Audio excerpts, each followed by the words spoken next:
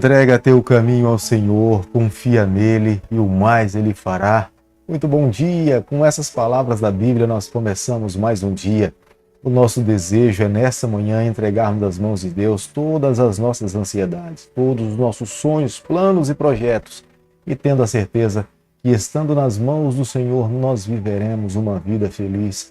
Quero pedir ao Eterno nessa manhã que visite o teu lar e esteja aí na tua companhia, que todos os teus planos hoje na presença dele possam ser concretizados. Deixo com você nessa manhã uma parte da palavra do Senhor do livro de Salmo, capítulo 119, o versículo 105, onde a Bíblia diz o seguinte: lâmpada para meus pés e a tua palavra e luz para o meu caminho. Salmo 119, versículo 105. Nós conhecemos muito esse versículo. Nós queremos que a palavra de Deus seja luz para a nossa vida, ilumine a nossa trajetória, que a cada dia que vivamos possamos viver na presença do nosso Deus, recebendo as bênçãos dele sobre a nossa vida. A cada dia nesse canal nós estudamos um capítulo da palavra do Senhor.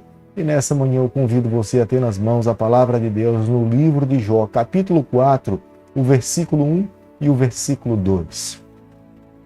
Então respondeu Elifaz, o temanita, e disse: se intentar alguém falar-te, enfadar-te-á, quem todavia poderá conter as palavras?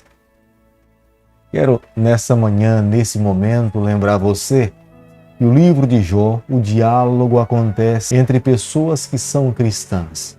Não estamos falando que esse diálogo acontecia entre pessoas que não conheciam a Deus, mas eram pessoas que conheciam e amavam ao Senhor. Na verdade, o teor e o nível do diálogo entre essas pessoas nos levam a entender que eram pessoas extremamente conhecedoras da filosofia. Eles sabiam a respeito de Deus, mas tinham também conhecimento a respeito do sofrimento humano, das experiências humanas, e o diálogo que acontece entre eles é extremamente enriquecedor para os dias que nós estamos vivendo. Elifaz, no momento em que ele tem a responsabilidade de abrir a sua boca, depois que Jó, por um período de 7 dias, se manteve calado, ele expressa um extremo conhecimento a respeito do sofrimento humano. Ele declara que o sofrimento humano é resultado do pecado em nossas vidas, mas na sua fala falta um pouco de calor humano, falta um pouco de empatia com aquele que está sofrendo. Ele representa aquele tipo de pessoas que sabe de onde advém de fato o sofrimento humano, mas ele não apresenta Deus como sendo a solução para as nossas dificuldades. Ele não apresenta Deus como sendo um pai de amor compassivo, que sofre com os seus filhos quando estão passando pelo vale da sombra da morte. Ele não é aquele pai que olha distante e contempla um filho sofrendo, mas é aquele Deus de amor que desce ao nível dos seus filhos, toma nos seus braços e os carrega nos momentos difíceis da sua vida. Ele faz no momento em que abre a boca e começa a conversar com o Jó e com os seus amigos, ele fala que a sabedoria que ele tinha para poder falar do conhecimento que ele tinha recebido era a revelação divina e através também da experiência da sua vida. É por isso que ele faz afirmações diretas a Jó. Ele fala que Jó deveria confessar os seus pecados, abandonar os erros que ele tinha cometido na sua vida e, consequentemente, a bênção de Deus voltaria para a sua família. Na verdade, o que Elifaz falava para Jó, para algumas pessoas até poderia ter validade, mas não era a experiência de Jó. Jó era um homem íntegro, Jó era um homem puro, Jó desviava do mal. Não era por causa dos pecados que Jó estava sofrendo. De fato, Jó era íntegro. Embora Elifaz fizesse comentários até saudáveis, mas ele faz 3 declarações que nós precisamos avaliar nessa manhã. A primeira delas, ele estava dizendo que um ser humano íntegro, ele não passa por sofrimento. E isso não é verdade. Segundo, aqueles que estão sofrendo como resultado dos seus pecados. E terceiro, se Jó estava passando por todo aquele sofrimento, era resultado da mão de Deus sobre a sua vida. Os seus outros 2 amigos também acreditavam que todo o sofrimento que ele estava passando era resultado de todos os pecados que ele já tinha praticado na sua vida. Se ele confessasse os seus pecados a Deus, abandonasse a vida errada, Deus voltaria mais uma vez a abençoar a sua pessoa. Elifaz, ao abordar Jó, ele supõe que as suas palavras pudessem magoar o seu amigo Jó. Por isso que de antemão ele já pede desculpas para Jó. As declarações que ele faz para o seu amigo Jó, partes são verdadeiras e partes são falsas. A parte verdadeira é que quando uma pessoa de fato está envolvida no pecado, no final da sua vida ou na sua trajetória, ela terá que arcar com as consequências dos seus pecados. Deus não irá permitir que alguém um dia receba a salvação se essa pessoa não viveu uma vida justa diante do Senhor.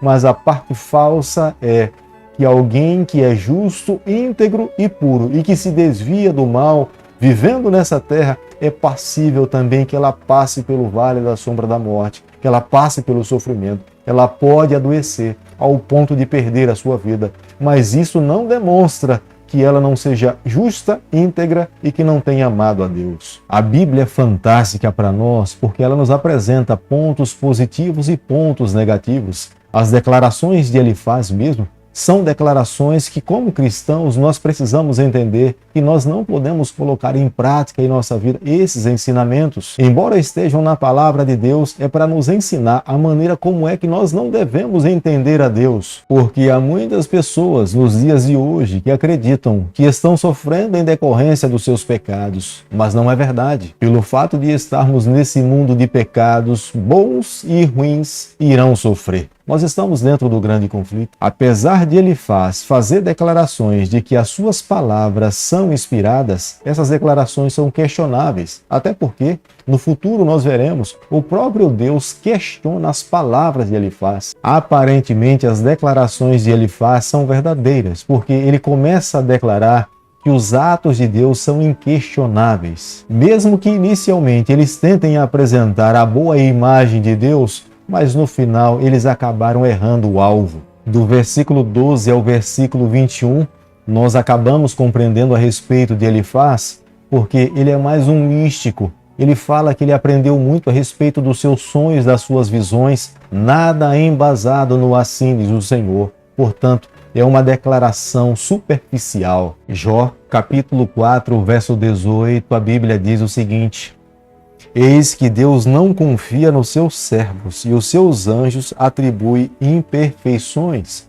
Veja que as declarações de Elifaz é dizer que os anjos que servem a Deus, eles cometem erros, eles cometem falhas. Portanto, nós deveríamos ser cuidadosos em construirmos um conhecimento a respeito de Deus, a respeito de questões espiritualistas. Nós não poderíamos construir uma teologia saudável em cima das declarações de Elifaz. Querido amigo, nessa manhã, ao concluirmos o estudo do capítulo 4 do livro de Jó, eu e você, nós precisamos chegar à seguinte conclusão: cada um de nós precisamos fazer uma entrega a Deus da nossa vida de forma sem reservas. Nós não podemos apenas entregar a Deus parte da nossa vida, temos que o fazer 100%. Jó estava vivendo um momento difícil da sua vida. Por mais que se declarassem amigos de Jó, as suas avaliações eram extremamente superficiais, não verdadeiras, não eram íntegras.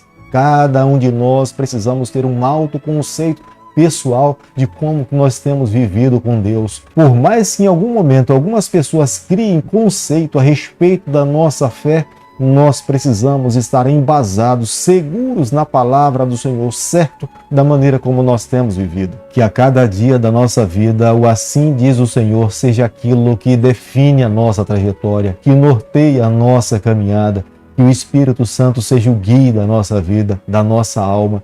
Se vivermos dessa forma, tenha certeza, cada um de nós iremos alcançar a bênção do Senhor. Querido Pai, nas suas mãos nessa manhã nós nos colocamos, confessamos as nossas falhas, nós abrimos o nosso coração, nós queremos ser do Senhor por toda a nossa vida. Fica conosco no decorrer desse dia, é o nosso pedido e a nossa oração, que o fazemos em nome de Jesus. Que o Senhor te abençoe e te guarde, que Ele faça resplandecer o seu rosto sobre você, que Ele tenha misericórdia de você, e sobre você nessa manhã Ele levante a sua face e conceda a sua paz em nome de Jesus. Amém.